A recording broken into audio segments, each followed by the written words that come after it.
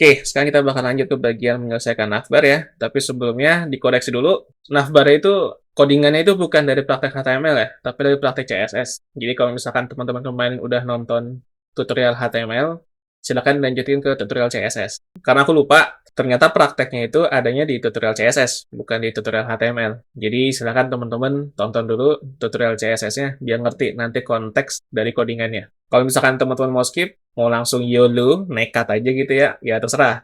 Tinggal di-download kodenya di deskripsi. Ada yang versi belum selesainya, sama ada yang versi sudah selesainya. Silahkan teman-teman buka. Kita main cepat ya di sini. Kalau teman-teman mau tulis codingannya, teman-teman tinggal pause saja videonya, kemudian teman-teman ketik ulang. Aku nggak saranin teman-teman copy paste karena udah pasti teman-teman malah nggak dapat proses belajarnya. Teman-teman harus ngetik juga supaya lebih kecatat di ingatan teman-teman lah. Oke, aku anggap teman-teman udah buka codingannya, dan kita bakal langsung ke baris bagian bawah. Kita bisa lihat di sini struktur HTML sederhana ya, dari baris 45 sampai baris 58. Kita bakal nambahin sebuah sidebar, isinya ada konten. Kemudian kita bagi dua, ada bagian left dan ada bagian right. Kemudian kita tambahin satu button silang atau button cross untuk menutup sidebarnya. Kita menggunakan Google Font ya di sini sebagai pengingat aja.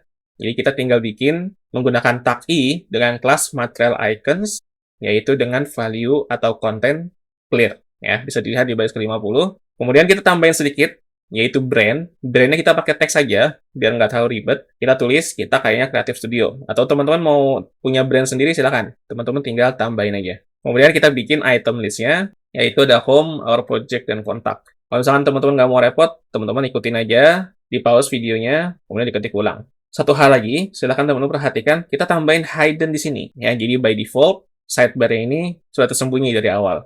Jadi ketika halamannya dibuka, sidebar-nya nggak langsung muncul. Kalau kita save, kemudian kita balik ke browser, maka hasilnya tidak ada perubahan. Kenapa nggak ada perubahan? Ya, karena kita hidden. Kalau misalkan teman-teman mau lihat versi hancurnya, karena kita belum buatkan CSS-nya, maka silakan teman-teman hapus hidden-nya.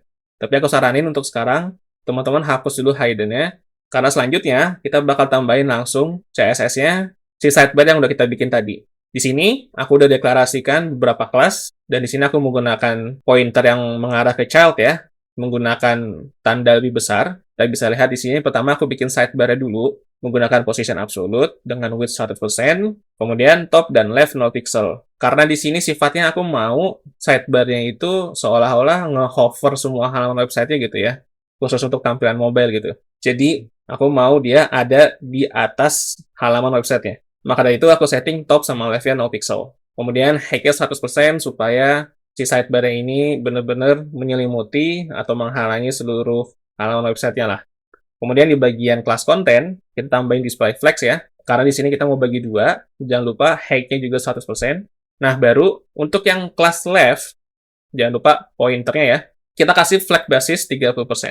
Jadi aku mau sidebar-nya ini sebelah kanan warna ungu, sebelah kiri warna hitam. Tapi kan jadi aneh ya kalau misalkan ungu sama hitam. Jadi ungu sama hitamnya ini kita bikin agak transparan. Jadi di sini aku menggunakan RGBA untuk pengisian value dari properti background color. Di sini aku bikin ketebalan warnanya hanya sekitar 0,55% untuk yang warna hitam. Dan untuk kelas yang left. Untuk kelas yang right, aku bikin ketebalannya hanya 0,90%. Atau kurang lebih 90% lah. Nolnya nggak perlu dibaca, nggak apa-apa. Kita save, balik ke browser, maka hasilnya seperti ini. Ya, jangan lupa kalau misalkan nggak muncul, hidden-nya dihapus dulu pada bagian elemen sidebar-nya ya. Tinggal di-save, nanti buka lagi di browser.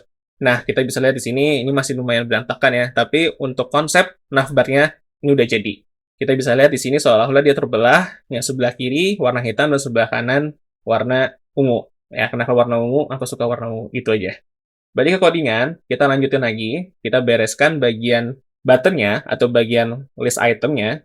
Karena di sini, seharusnya sini ada menu ya. Menu pengganti dari navbar-nya untuk yang mobile. Kita balik ke codingan lagi. Kita tinggal bikin lanjut CSS-nya untuk item list. Jangan lupa selektornya atau pointernya ya. Itu mengarah ke child, bagian right, kemudian lanjut ke item list. Begitu juga seterusnya. Ini udah dijelasin di tutorial CSS, aku nggak perlu jelasin lebih lanjut lagi soal selektor. Teman-teman tinggal tonton ulang tutorial CSS-nya aja, kalau misalkan lupa, ataupun belum paham CSS sama sekali. Di sini, item list-nya aku bikin display-nya flex lagi, biar dia otomatis lebar, sama supaya lebih mudah ya untuk mengatur rata tengahnya. Jadi tinggal pakai Elegant Item Center sama Justify Content Center, kemudian tinggal dihias saja, font size-nya berapa, color-nya apa, kemudian kita kasih border sedikit lah ya, supaya agak sedikit menonjol, seolah-olah jadi menunya itu kayak button gitu ya. Kemudian di close sidebar, sama, awasi display flex, dan untuk close sidebar ini, karena mau aku bagi dua ya, ada button silang, sama ada brand website-nya, maka aku bikinin display-nya flex dulu. Nanti baru kita belah menggunakan flex basis lagi. Ya, kita bisa lihat di sini di bagian material icons. Material icons ini mengarah ke icon silangnya. Kita setting flex basisnya 25%, nanti 75% lagi kita pakein buat brandnya. Kita save dulu, kita lihat hasilnya, maka kurang lebih seperti ini.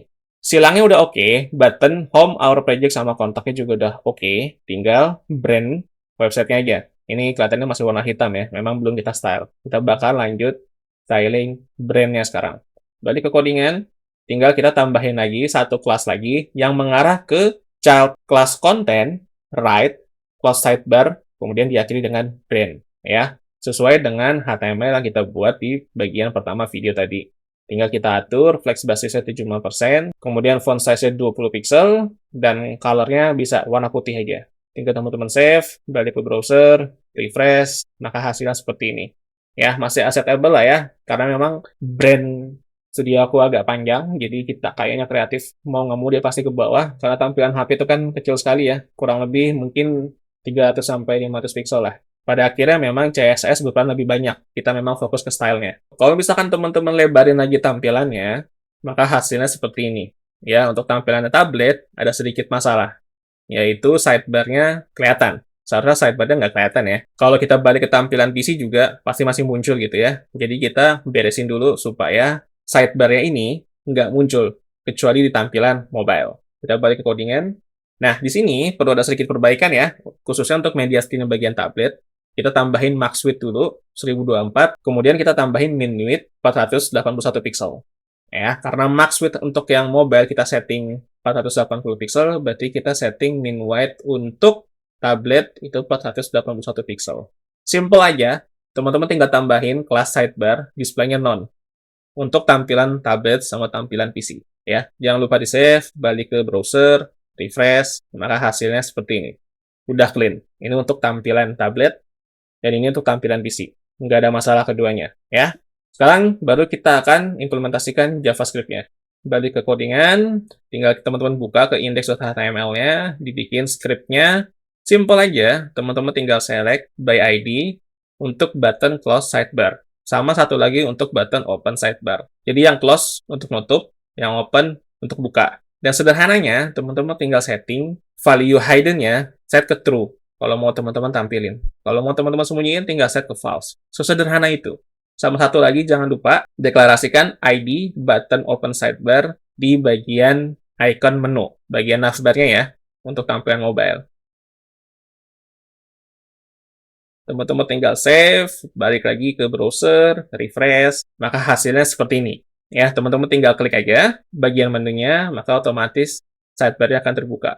Kalau teman-teman mau tutup, silakan teman-teman klik silangnya, maka dia akan tertutup. Sesederhana itu. Memang pada dasarnya, balik lagi, dia lebih fokus ke CSS. JavaScript hanya melakukan fungsionalitasnya aja. Dan pada akhirnya, kalau teman-teman mau jadi frontend, memang harus menguasai HTML dan CSS-nya dulu. Nggak bisa cuman menguasai JavaScript-nya aja. Karena mereka saling berkaitan.